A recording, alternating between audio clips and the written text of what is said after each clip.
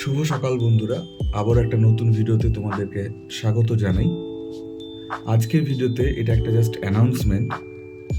পশ্চিম মেদিনীপুর বাংলা পক্ষ তাদের উদ্যোগে প্রথমবার শুধুমাত্র বাংলা ভাষায় যারা স্বল্প দৈর্ঘ্যের চলচ্চিত্র বানাও তাদের জন্য একটা চলচ্চিত্র উৎসব হচ্ছে, যেটা প্রতিযোগিতামূলক।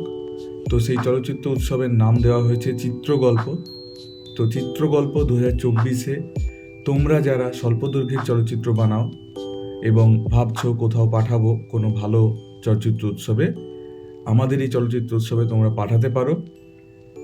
এবং যেটা আকর্ষণীয় ব্যাপার, যে অনেক চলচ্চিত্র উৎসবে কিন্তু ছবিটা শুধু দেখানো হয়, কিন্তু এই চলচ্চিত্র উৎসবে থাকছে নগদ পুরস্কার। ঠিক আছে, প্রথম এবং দ্বিতীয় সেরা ছবির জন্য থাকছে নগদ পুরস্কার।